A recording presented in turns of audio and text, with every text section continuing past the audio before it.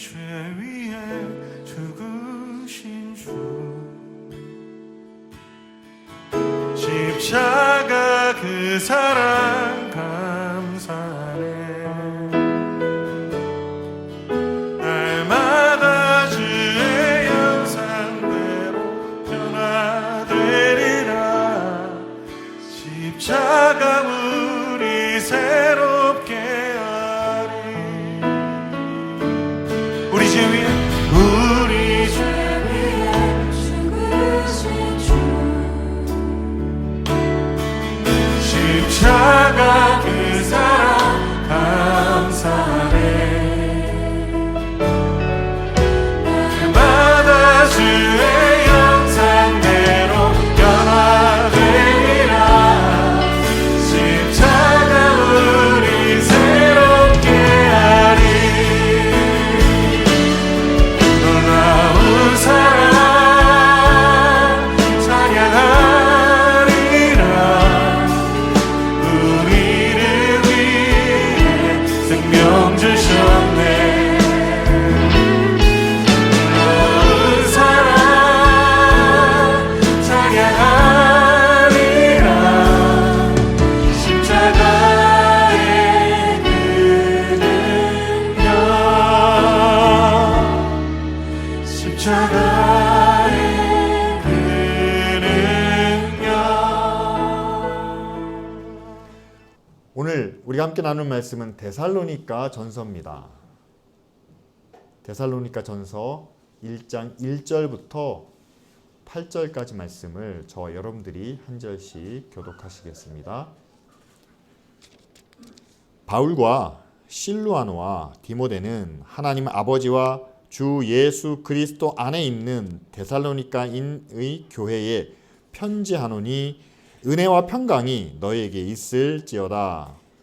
우리가 너희 모두로 말미암아 항상 하나님께 감사하며 기도할 때에 너희를 기억함은 너희의 믿음의 역사와 사랑의 수고와 우리 주 예수 그리스도에 대한 소망의 인내를 우리 하나님 아버지 앞에서 끊임없이 기억함이니 하나님의 사랑하심을 받은 형제들아 너희를 택하심을 아노라.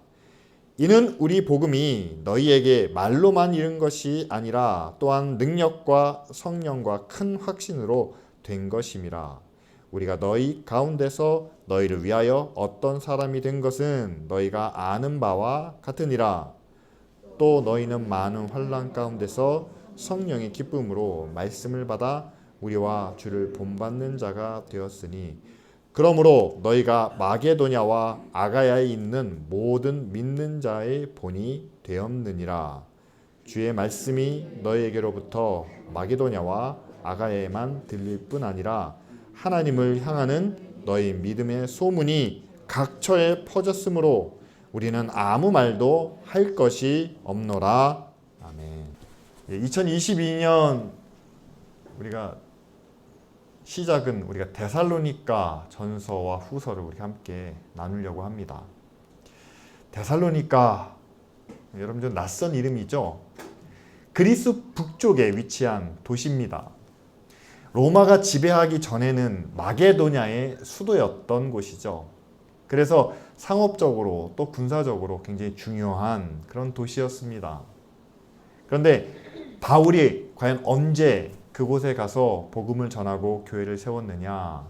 사도행전 17장에 보면 바울의 2차 전도 여행 때 이제 이 데살로니가를 방문하게 됩니다. 빌립보에서의 사역을 마치고 몇몇 곳을 거쳐서 데살로니가까지 가게 되는데요. 바울이 그곳에서는 겨우 3주밖에 머물지 못했습니다. 왜냐하면 그곳에 가서 바울이 말씀을 전할 때 몇몇 경건한 헬라인들과 또한 귀부인들이 모여서 그 말씀을 들었죠. 그런데 그런 모습이 그곳에 사는 유대인들에게 보이자 유대인들이 이 불량배들을 동원해 가지고 이제 소동을 일으킵니다. 그러자 주변에 있던 사람들이 빨리 피하라고, 그래서 바울과 그 동행했던 사람들을 배려하러 피난을 가게 만들죠. 그래서 겨우 바울은 그곳에서 3주, 날짜로 따지자면 한 21일, 20일 정도 밖에 머물지 못했습니다. 자, 데살로니가라는 곳에 교회가 세워지는데 여러분 3주면 어떻게 생각하세요? 3주면 충분할까요? 우리가 좀 비교를 해볼 필요가 있을 것 같아요. 빌립보에서 처음에 이 유럽에 도착해서 교회를 세울 때 빌립보는 좀 여러 가지 사건이 있었던 그런 도시였습니다. 바울이 환상 가운데 이리로 오라 라는 그런 부르심을 받고 유럽으로 건너간 첫 번째 도시가 바로 빌립보죠. 그가 강가에서 복음을 전할 때 루디아라는 사람을 만났습니다. 그 사람을 통해서 많은 사람들에게 복음을 전하고 또 귀신 들린 여종을 하나 구해줬는데 고쳐줬는데 그로 인해서 감옥에 갇히게 됩니다. 매도 맞았겠죠. 착고의 차인 가운데 그가 밤새 찬양을 불렀는데 그 찬양 소리에 지진이 일어나서 글쎄 찬양 소리에 지진이 일어났을까요? 아니면 찬양을 부르는 가운데 지진이 일어났을까요? 어찌됐든 지진이 일어나서 착고와 옥문이 열리게 되고 그러나 도망치지 않은 그 바울과 실라가 그 옥을 지키는 간수장과 그 가족들에게 복음을 전해서 자 벌써 몇몇 사람들이 나오지 않습니까? 루디아가 있고 간수장이 있고 또 지진이 일어나는 그래서 옥문이 열리는 그런 기적과 같은 사건들이 있고 그렇게 빌립보 교회가 시작되었습니다 라고 하면 아 그렇구나 우리가 공감할 수 있다는 거죠. 그런데 데살로니가에 대해서는 어떻게 시작됐는지 구체적인 내용이 성경에 기록되어 있지 않습니다. 그래서 우리는 잘 몰라요. 거기다가 바울이 3주밖에 머물지 않았다는 겁니다. 여러분 빌립보에서도 그런 일이 있었고 나중에 고린도에 갔을 때도요. 고린도에서는 바울이 1년 반을 그곳에 머물며 말씀을 전하기 시작합니다. 1년 반이라면 그래도 한 해를 보냈으니까 사계절을 보냈으니까 바울의 모든 것을 다 가르치고 남을 만한 시간이 아닐까. 그것에 비해 3주는 너무나 짧은 시간이죠. 그래서 데살로니가라고 한다면 우리가 이렇게 생각할 수 있을 겁니다. 급하게 쫓겨서 도망쳐 나온 도시입니다. 그러다 보니까 뭔가 해야 할 말이 아직도 많이 남아있는 것 같아요. 조금 더 하나님의 능력을 복음의 역사를 뭔가 나타내야 되는데 뭔가 해준 것이 부족한 것 같은 그런 교회였습니다. 그래서 나중에 바울이 고린도에 가서 쓴 편지가 아마 이 데살로니가 전서일 것이다 라고 많은 사람들이 그렇게 이야기를 하죠. 그런데 그렇게 부족하고 뭔가 모자란 것 같은 그런 교회였지만 그러나 바울은 그 교회를 향해서 항상 이렇게 이야기합니다. 내가 항상 너희를 인하여 감사하고 그리고 기도할 때마다 너희들을 잊지 않는다. 너희들을 기억한다. 라고 이렇게 이야기합니다. 그리고 그 뒤에는 하나님이 너희를 택하신 것을 내가 안다. 라고 이렇게 하나님의 택하심에 대한 확실한 선언을 하고 있죠. 자, 여러분 어떻습니까? 3주 짧은 기간 동안에 많은 사람들이 복음을 듣고 정말 순전한 믿음으로 교회를 시작했지만 그러나 작은 유혹, 작은 시험에도 넘어질 수 있고 쓰러질 수 있는 그들의 모습을 바울이 생각하지 않았을까요? 그래서 그들을 향해서 내가 너희들로 인하여 항상 감사하고 기도할 때마다 내가 너희들이 잊지 않는다. 그리고 가장 중요한 말이 그거죠. 하나님께서 너희를 택하셨다는 것을 나는 안다 라고 이렇게 전하고 있습니다. 여러분 모든 교회는 하나님이 택하셔서 세운 교회가 맞나요? 맞습니다. 여러분 하나님의 택하심 가운데는요 한 영혼이 구원받는 것, 예수 그리스도의 이름을 믿고 그 믿음으로 구원받는 것도 하나님의 택하심이 있어야 되는 일이죠. 오죽하면 예수님이 하늘에 날아가는 새 한 마리가 땅에 떨어지는 것도 아버지의 뜻이 아니면 될 수 없다라고 이렇게 말씀하시지 않습니까? 마찬가지로 한 영혼이 구원받는 것 얼마나 중요합니까? 한 영혼을 실족시키면 그 사람 보고 너는 목에 그 돌을 매달아서 그냥 바다에 빠져서 죽는 게 낫다. 한 영혼이 그만큼 중요한 일인데 여러분 그 영혼들이 모여서 교회를 이루는 것 하나님의 택하심이 없이 이루어질 수 있을까요? 아니죠. 따라서 우리는 모든 교회는 하나님의 택하심이 있어야 세워질 수 있습니다. 여러분 우리는 말씀을 통해서 이걸 다 들었고 또한 이미 알고 있어요. 중요한 것은 뭐냐면요. 정말 하나님이 우리를 택하셨나요? 라는 그런 의심이 든다는 사실입니다. 하나님이 우리를 택하여 이 자리에 부르셨다는 것을, 하나님이 저를 택하여 기쁜 우리 교회 목사가 되게 하시고, 목사만이 아니죠. 하나님이 여러분들을 택하여 이 자리에 앉게 하시고 기쁜 우리 교회를 위하여 헌신하게 하시고 또한 교회의 일원으로서 서로 사랑하게 하시고 기도하게 하시고 서로 섬기게 하신다는 사실, 이거는 내가 선택하기 이전에 하나님이 우리를 먼저 택하셨다는 사실을 우리는 기억하고 또한 믿어야 한다는 사실입니다. 여러분 정말 믿음이 좋으신 분들 있지 않습니까? 사실 지금 우리 시대의 어떤 다른 분들과 비교하자면 좀 그렇기 때문에 우리가 초대교회에 많은 성도들 또한 초대교회에 많은 순교자들 한번 예로 들겠습니다. 초대교회 성도들 우리가 사도행전을 통해서 보는 것처럼 그분들은 함께 모여서 말씀을 듣고 기도하면서 떡을 먹으면서 이런 일도 있었다고 그러죠. 재산이 많은 사람들은 자기 땅을 팝니다. 밭을 팝니다. 그래서 함께 나눕니다. 또 집안에 있는 것들을 함께 나눠서 어느 누구도 내 것을 내 거라고 말하지 않고 함께 공용해서 사용할 수 있는 그런 모습도 있었다라고 말합니다. 여러분 초대교회 성도들이 그렇게 자기의 재산과 자기의 소유를 함께 나눌 수 있었던 것, 그것은 그들만의 어떤 특별한 상황, 그들은 특별한 믿음을 갖고 있었기 때문일까요? 그 당시의 상황이 지금 우리의 상황과 다른 것은 사실입니다. 그러나 그 사람들이 믿었던, 그 사람들이 가졌던 믿음이 특별하고 우리는 그렇지 않다, 우리는 일반적이다, 우리는 평범하다 라고 말하는 것은 아닙니다.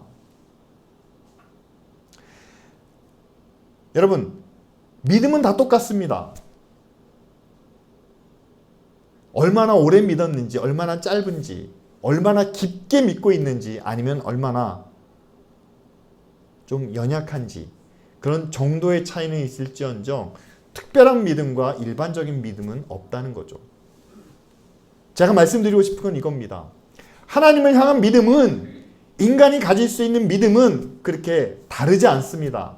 다만 우리에겐 어떤 차이가 있느냐, 하나님이 말씀하신 것을 있는 그대로 분명히 믿느냐, 아니면 하나님의 말씀하신 것을 내가 복잡하게 생각하고 계산하고 따져보면서 믿느냐, 분명한 믿음과 분명치 않은 믿음의 차이가 있다는 사실이죠.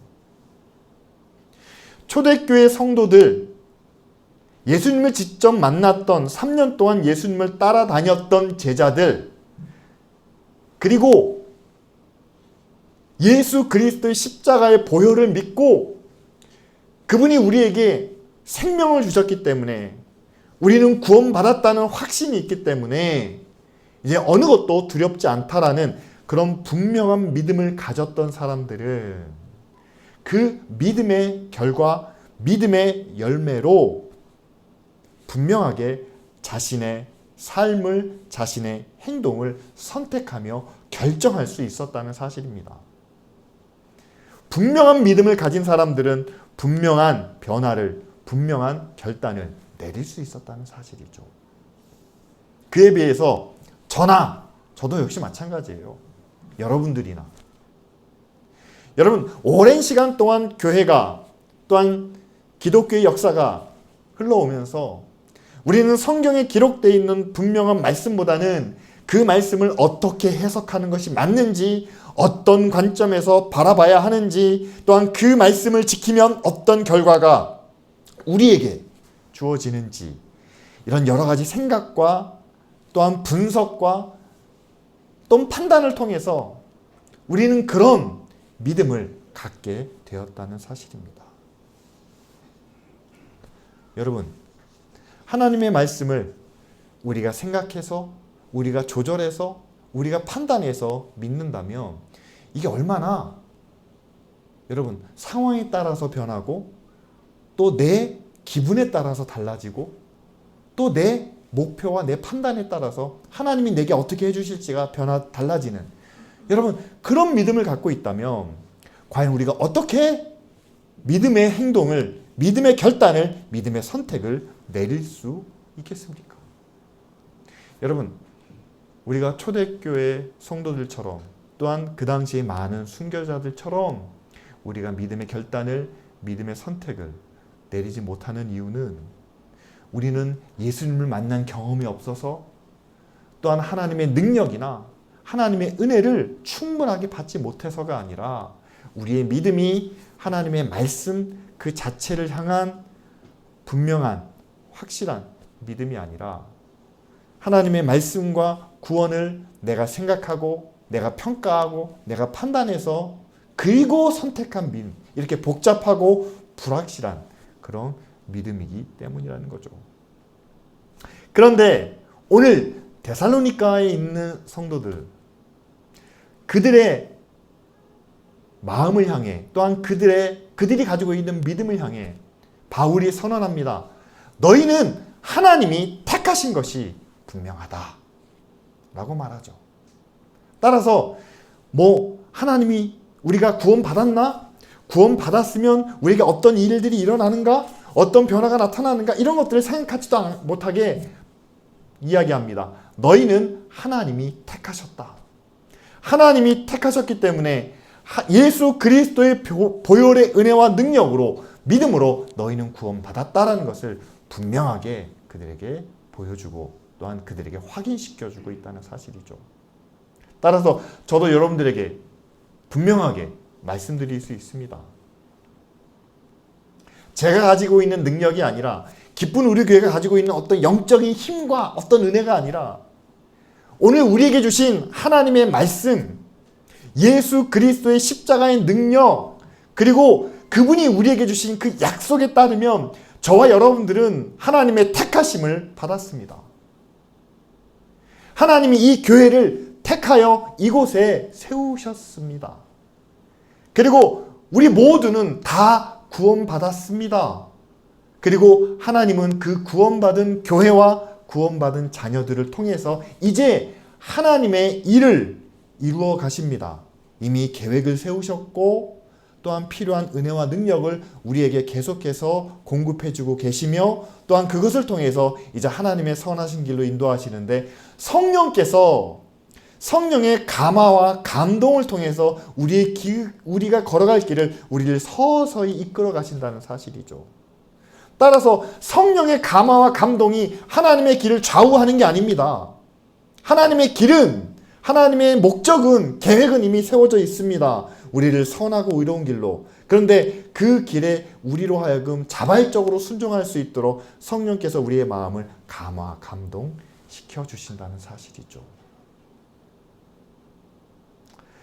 그래서 여러분, 하나님이 우리를 택하셨고 이미 우리를 구원하셨다는 여러분 그 믿음을 꼭 기억하시길 바랍니다. 그리고 바울이 그럼 내가 어떻게 너희들을 택하셨는지를 내가 아느냐? 그 이유에 대해서 말씀해주고 있는데 그것이 바로 3절에 나타나죠. 3절 말씀을 보면 자, 성령이 내 마음의 계식 가운데 환상 가운데 찾아오셔가지고 내가 저들을 택했다라고 말씀해 주신 것이 아니다. 그런 게 아니라고 말합니다. 바울은 데살로니가 교회가 나타내고 있는 세 가지 모습을 가지고 하나님이 너희를 택하신 것을 내가 안다 라고 이렇게 말합니다. 그 첫 번째가 믿음의 역사죠. 여러분 믿음의 역사, 이 번역이 조금 어렵게 되어 있는데 영어로 말하면 work입니다. 믿음의 일. 자, 자, 교회가 하는 믿음의 일이 뭡니까? 교회가 예배당을 이전하는 게 교회의 일이죠. 성탄절에 우리가 함께 모여서 선물을 포장해서 수고하시는 분들에게, 의료진들에게, 방역요원들에게 나눴습니다. 교회가 함께 했으니까 이거는 믿음의 일이죠. 근데 이것만 믿음의 일인가요? 성경은 그렇게 말하지 않습니다. 여러분, 여러분들의 일상생활 중에서 여러분이 어떤 선택을 하고 어떤 일을 하고 또 무슨 결정을 할 때 여러분들이 갖고 있는 믿음이, 여러분들이 알고 있는 하나님의 말씀이 어떤 영향을 줍니까? 만약에 여러분들이 어떤 일을 시작하고 어떤 계획을 세우고 어떤 선택을 하고자 한다고 할 때 내가 그래도 믿기 때문에 내가 알고 있는 하나님의 말씀이 성실하고 정직하고 또한 남에게 피해를 주지 말라고 하기 때문에, 사랑하라고 섬기라고 했기 때문에 내가 이렇게 선택한다, 내가 이렇게 하겠다, 내가 이 일을 해야겠다라고 한다면 여러분, 그 모든 일이 다 여러분들의 믿음의 일입니다. 성경 말씀에 따라서 여러분 이웃을 사랑하시죠? 이웃의 잘못도 내가 한번 용서해 줄 수 있죠? 그들을 섬길 수도 있습니다. 또 사람들 앞에서 정직하게 행합니다. 그냥 볼 때만 하는 게 아니라, 대충 하는 게 아니라 성실하게 합니다. 여러분, 하나님의 말씀 가운데 기록되어 있기 때문에 우리가 그렇게 살아간다면 그 모든 것이 다 믿음의 역사, 믿음의 일이라는 거죠. 따라서 이미 우리는 믿음의 역사를 이루어가고 있습니다. 그 다음에 나오는 것이 사랑의 수고라는 말이 나옵니다. 여러분, 가족을 사랑하시지 않습니까? 그런데 가족만 사랑하는 게 아니라 함께 모여있는 교회 성도들도 우리가 함께 사랑합니다. 또 교회가 늘 가르치고 있으니까 이웃도, 동료들도, 친구들도 그래도 그들을 사랑하려고 합니다. 하도 섬겨라 하니까 그래, 이번 한 번은 내가 섬기지, 양보하려고 하고 배려하려고 합니다. 자, 사랑으로 하는 모든 일들이 바로 오늘 말씀에 나타난 사랑의 수고가 아닐까요? 그리고 세 번째가 바로 소망의 인내죠. 오늘 하루가 마지막 날인 것처럼 그렇게 놀자라는 게 아니고, 여러분, 우리 인생이 이 땅에서만 불의하고 또 정말 이 치열하게 살아가는 이 세상만이 우리 인생의 전부가 아니라 이것 후에 영원한 하나님의 나라가 있다는 것을 우리가 믿고, 자, 남들이 다 뭔가를 얻기 위해서 사는데 우리는 다음 생애를 위해서 나누고 헌신하고 봉사하면서 산다. 어떻습니까? 경쟁에서 조금 뒤처지지 않을까? 남들보다 좀 더 모자라지 않을까? 그런 염려가 있지만, 그러나 영원한 나라를 바라보는 그 소망을 가지고 주어진 것에 만족하며 사는 것, 이것이 바로 우리가 소망 가운데 인내해야 하는 것이 아닐까요? 지금의 상태를 참고 견디는 것이 아니라 더 나은 미래를 향해서 지금의 모든 것을 다 하나님께 의지하고 견디는 그런 모습을 우리에게 말씀하고 있는 거겠죠. 자, 이 세 가지를 다시 한번 생각해 보시기 바랍니다. 믿음의 역사가 있습니다. 사랑의 수고가 있습니다. 그리고 소망의 인내가 있습니다. 믿음, 소망, 사랑으로 일상생활 중에서 데살로니가 교인들의 믿음과 사랑과 소망이 나타나는 모습을 보고 바울은 그들이 바로 하나님의 택하심을 입었다, 그 교회가 하나님의 택하심을 입었다라고 우리에게 전하고 있다는 사실이죠. 여러분, 교회가 하나님이 택하신 교회고 성도 한 사람 한 사람 또한 믿음의 가정이 하나님의 택하신 가정이라는 것을 우리가 어떻게 알 수 있습니까? 뜨겁게 기도하는 교회, 능력으로 역사하는 교회, 날마다 부흥하는 교회는 하나님이 택하신 거고, 그냥 잠잠히 머물러 있는 교회는 저건 아닌가 보다. 여러분, 지금 우리가 생각할 때는요, 뭔가 크게 나타나야, 뭔가 큰 일이 일어나야 하나님이 능력으로 역사하신다라고 우리는 생각할지 모르지만, 그러나 바울이 우리에게 전하고 있는 바는 그렇습니다. 하나님이 어떤 교회를 택하셨는가? 그곳에 믿음의 선택이, 믿음의 일들이 일어나고 있는지,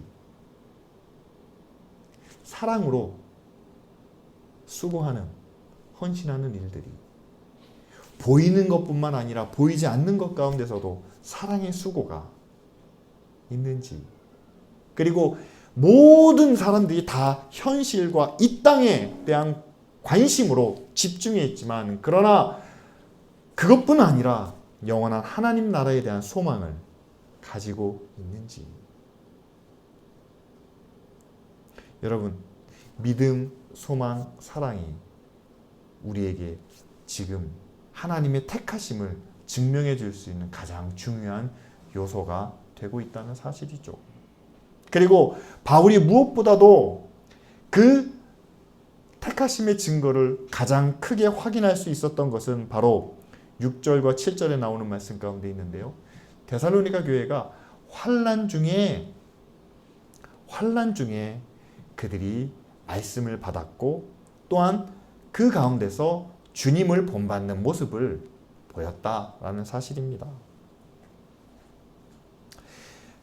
우리가 평상시에는 그냥 모든 것이 평안할 때에는 믿음의 일을, 사랑의 수고를, 그리고 소망으로 참고 인내하는 것을 그렇게 어렵지 않게 선택하고 또 그 일을 지켜나갈 수 있습니다. 하지만 정작 우리에게 어려움이 생기고 힘든 상황이 벌어지게 되면 어떻습니까? 교회가 코로나 때문에 많이 힘들었다고 합니다. 모이지 못하기 때문에, 함께 접촉할 수 없기 때문에, 또 함께 식사나 교제를 나누지 못하기 때문에, 경제적인 어려움도 있었습니다. 직장을 잃은 분들, 자영업자들, 또 많은 물가가 오르는 것 때문에 서민들은 다 어렵고 힘든 상황 가운데 있죠.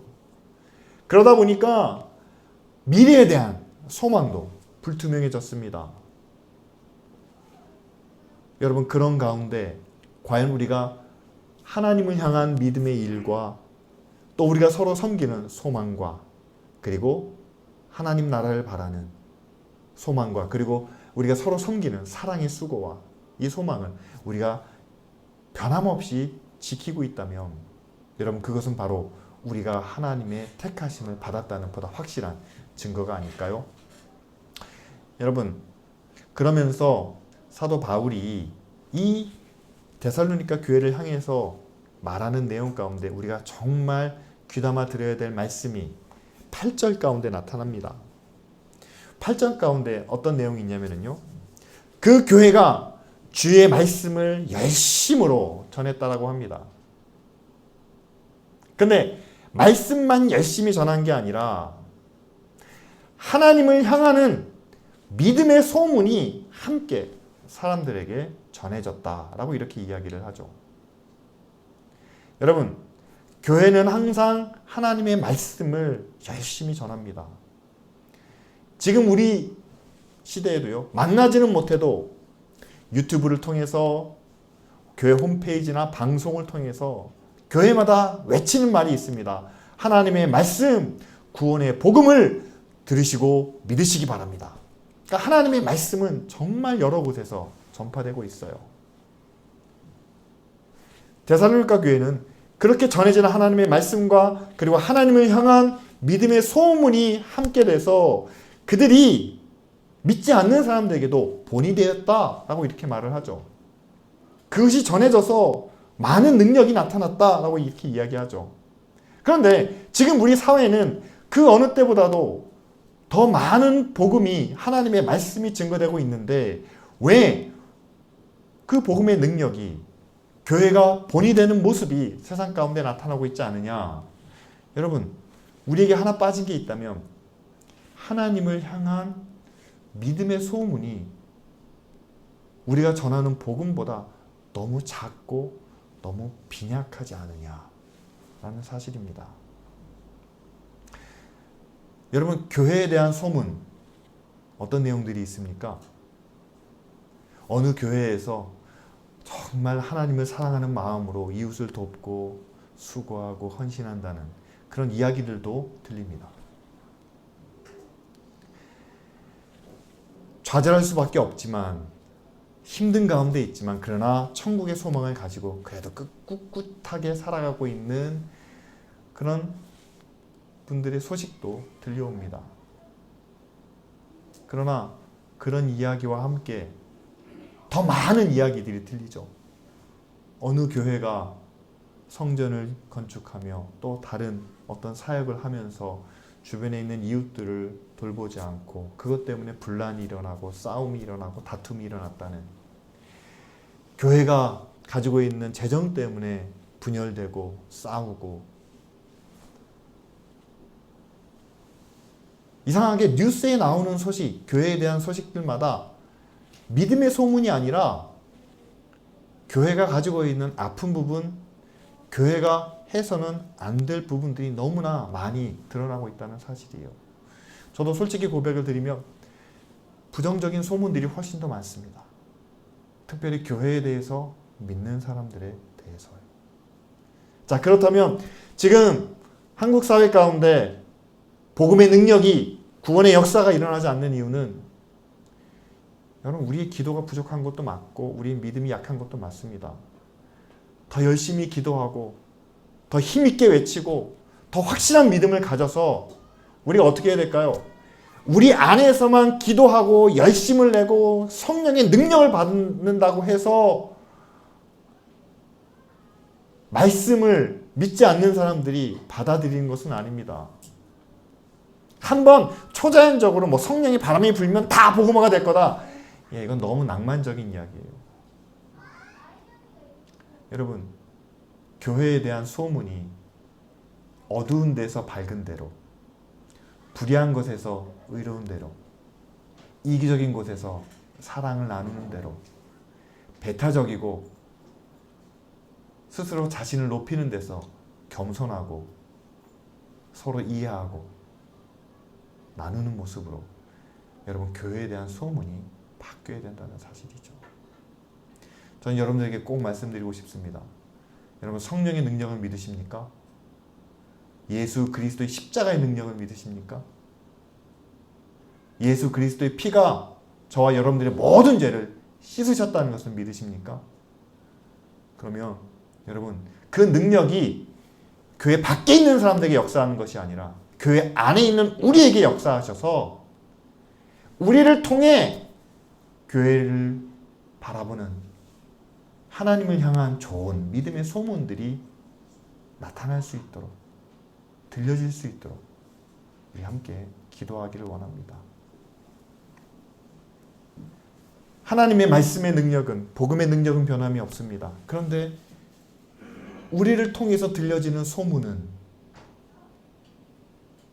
초대교회 성도들이 나타냈던, 데살로니가 교회가 나타냈던 그 소문과는 너무 다르다는 사실이죠. 성경이 사랑은 허다한 죄를 덮을 수 있다고 이야기합니다. 나쁜 소문, 좋지 않은 소문을 더 이상 우리가 막을 수 있는 세상이 아니에요. 유튜브나 인터넷이나 정말 순식간에 모든 소문이 다 퍼져나갑니다. 나쁜 소문은 좋은 소문으로, 선하고 아름다운 소식으로 우리가 덮는 수밖에 없겠죠. 복음의 능력은 확실합니다. 예수 그리스도의 사랑과 구원의 은혜도 확실합니다. 이제는 예수 그리스도의 사랑이 우리를 통해 하나님의 소문으로, 사랑의 소문, 은혜의 소문, 나누는 소문, 겸손한 소문, 교회를 통해서 하나님을 향한, 믿음을 향한 소문으로 이 세상 가운데 나타나서 정말 많은 사람들이 교회가 믿음의 일을 행하며 사랑으로 섬기며 소망의 인내로 절망하지 않고 낙심하지 않고 살아간다는 것을 세상이 볼 수 있도록 이 시간 우리 다 같이 함께 통성으로 기도하겠습니다. 하나님,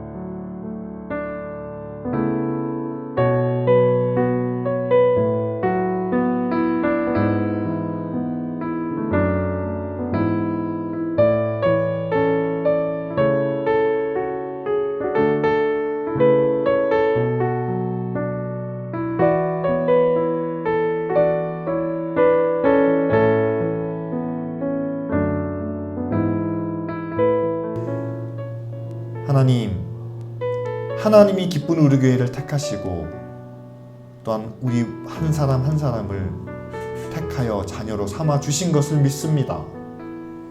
이미 우리 안에 믿음의 역사와 사랑의 수고 또한 소망의 인내가 있는 것을 또한 믿습니다.